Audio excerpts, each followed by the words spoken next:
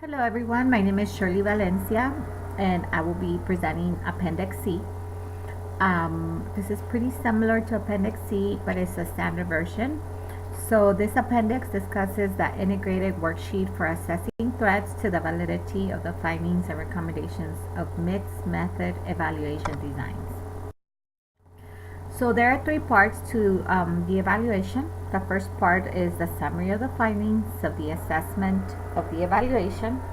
The second part is the summary assessment for each of the components. And part three is the checklists that are utilized to assess the 6 components describing potential threats to the adequacy and validity of that quantitative impact evaluation.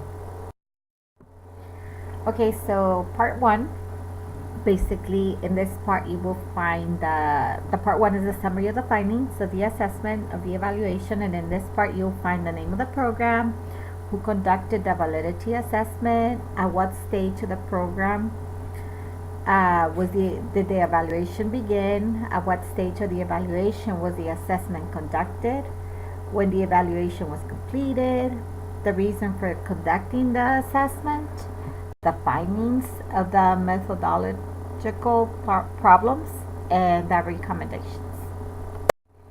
Part 2 is the summary assessment for each of those components. So in this part you'll find a summary of the following: objectivity, A. B is the internal design validity, C is the statistical conclusion validity, D will be the construct validity, and E is the external validity. So moving forward to part 3, this is the heaviest part of the 3 parts. So this one includes the checklists that are utilized to assess the 6 components that are describing potential threats to the adequacy and validity of the quantitative impact. So this part involves a more in-depth technical and expensive assessment. So it's normally only utilized for like really large or high priority evaluations, or where there was a controversial nature of the topic which requires a high level of credibility of the assessment.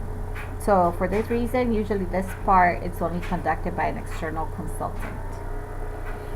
Okay, so the checklist number 1 will be objectivity, conformability.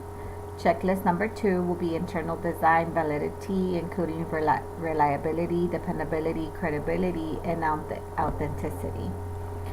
Checklist 3 will be the statistical conclusion validity. Checklist 4 will be construct the validity.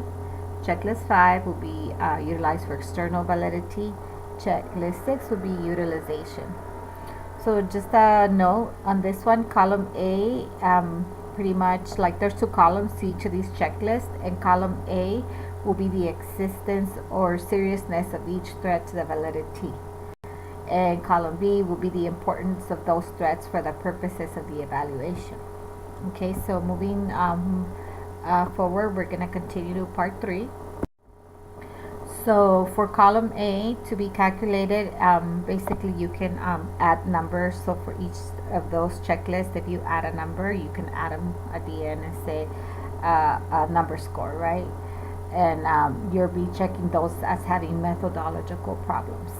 You can also average it in the mean to get a score, but I think it's probably easier just to add the numbers.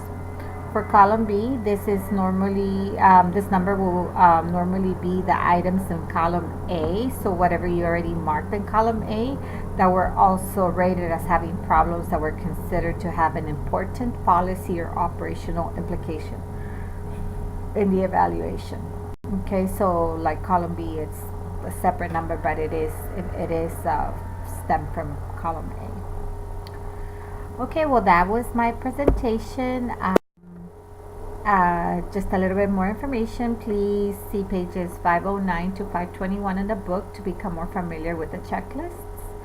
And yeah, good luck to all, and had a good time this semester. Thank you.